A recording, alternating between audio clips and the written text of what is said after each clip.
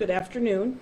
On Tuesday, I was made aware of text messages that were exchanged by several of our staff members at one of our schools.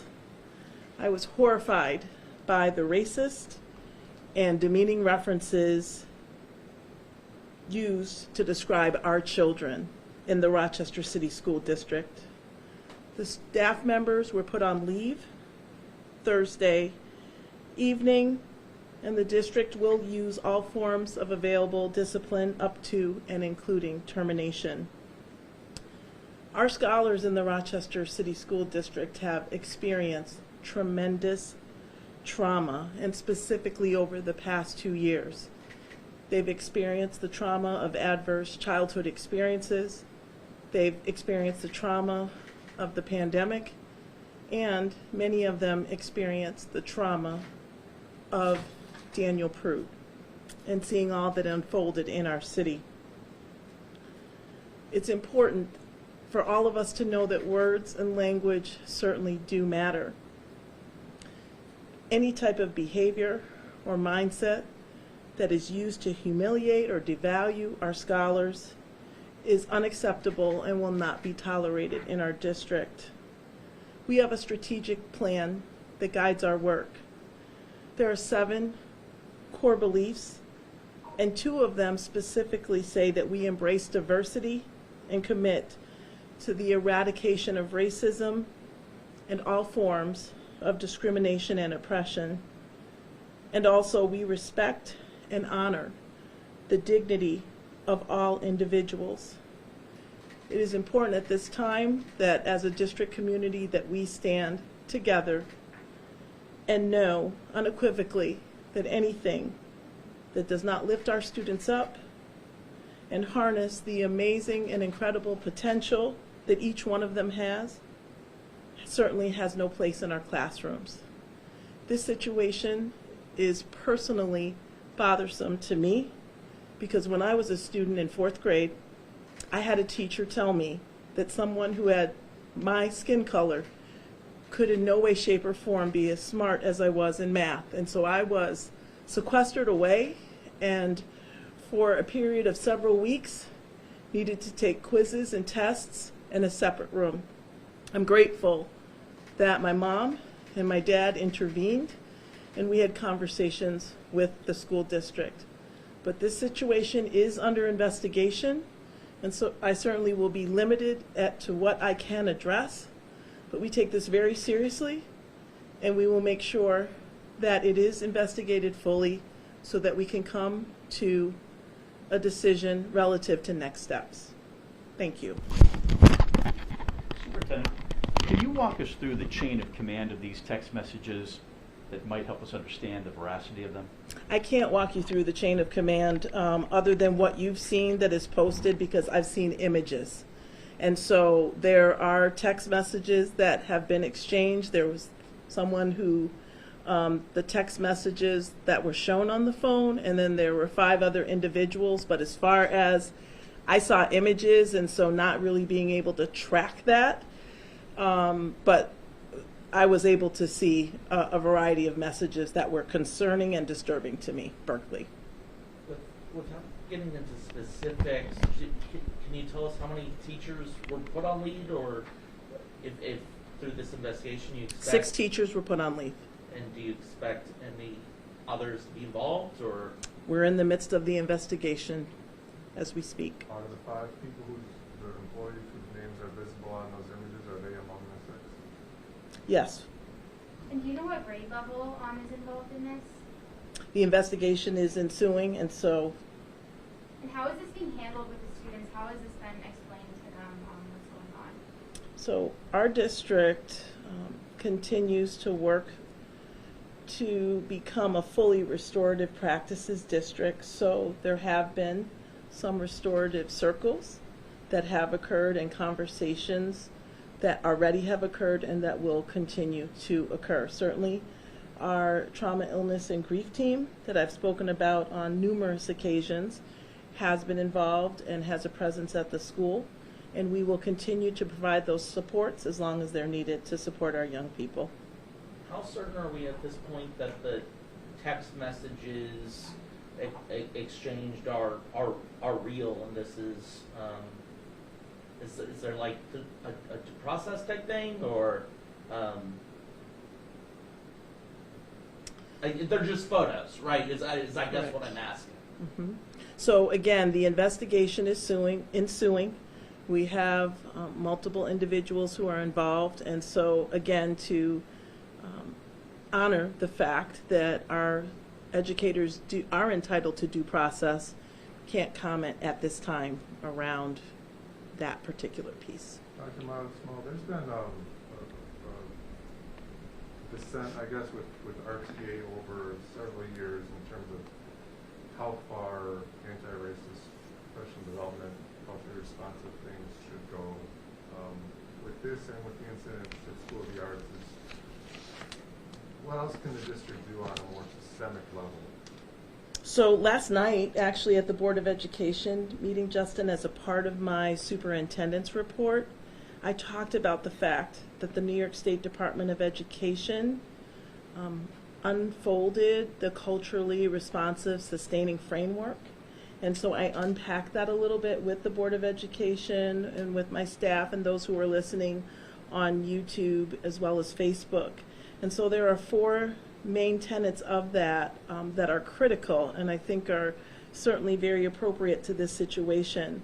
It speaks to creating a welcoming and affirming environment, that we have high expectations and rigorous instruction, that we have inclusive curriculum and assessment, and that we have ongoing professional learning. And I think as we continue to move forward, we do have included in the budget for the 22-23 school year significant professional development relative to the culturally responsive sustaining framework, as well as anti-racist education. Right now, as of me delivering the presentation to the board last night, about 700 of our staff have been through training to some extent, and will continue to offer it and make sure that we have as many individuals participate in training because it's important. To piggyback off that question, this is at a time where school districts are struggling to retain teachers and there's a staffing shortage. Certainly, how do you walk that line of making sure the help you're getting is it's not going to turn into situations like this while still looking for qualified educators to fill your classrooms?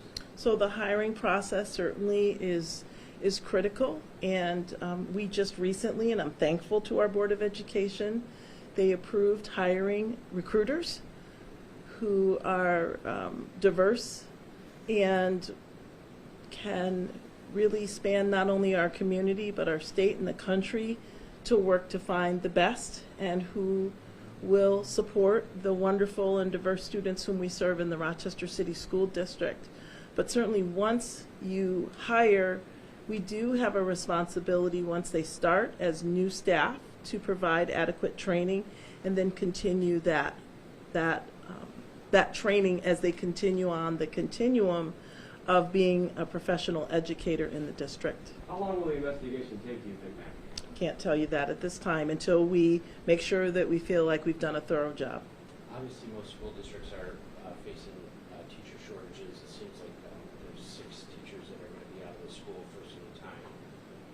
What plans should parents expect from the district to fill those teachers from the classrooms in terms of missing personnel? And is there a shortage that you're facing with substitutes to be able to do that, or is this still something that you're trying to figure out, or have you guys figured out how that stopgap is going to go into place? Sure, that's a really good question. The Department of Teaching and Learning has worked very closely with the principal and the assistant principal and other staff there to ensure that we had our classes covered for today.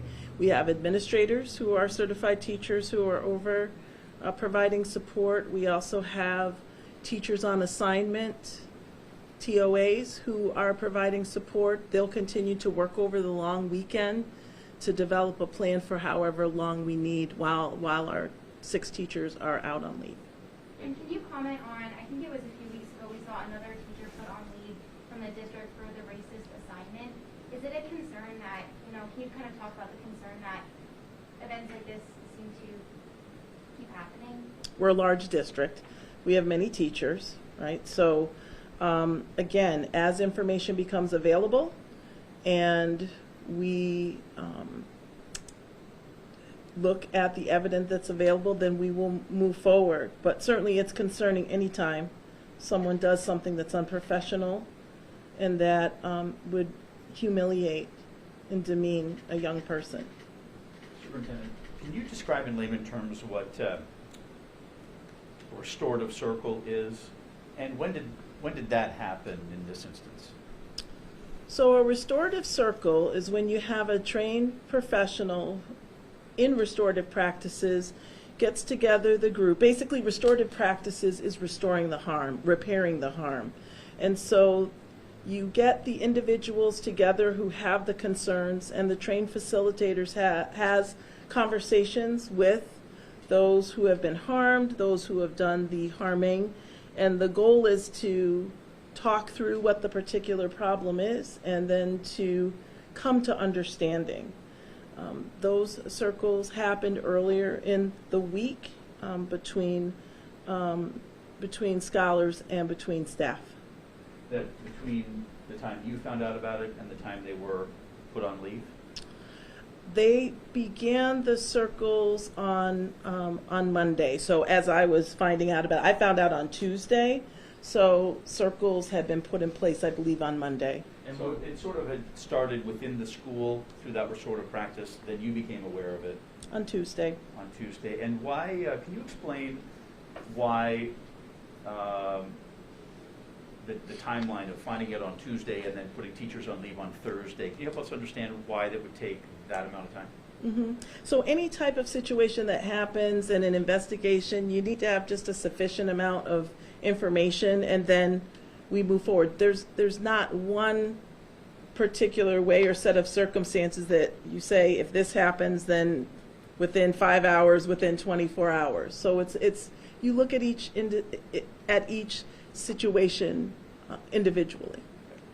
I'm sorry, did you say earlier that there are 700 teachers in the district who have gone through professional development that you would describe as?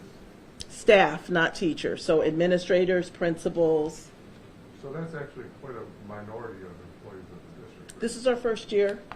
Is that just with the state framework or whatever you would describe as anti-racist? This is just the state framework. Okay. So theoretically, last year, 2 years ago, there were more people who went through some other anti-racist PD through the Yes. district? Ma'am, one of the teachers has reached out to us saying the phone was stolen, and that's how the screen grabs came about. Their argument probably, if that's true, is going to be, my phone was taken, we have a right to possible privacy on the phone. What's your response to that argument if that does come out? The event happened, and that's concerning to me. To piggyback off that, what makes, as an educator, as someone who experienced this yourself, what makes this so particularly appalling where in any profession,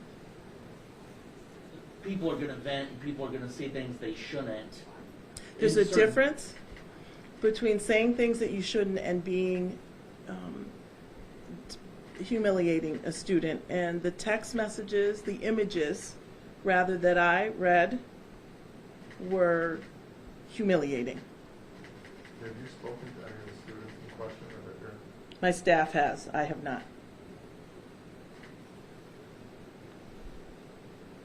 Any other questions? Thank you, everybody. Thank you.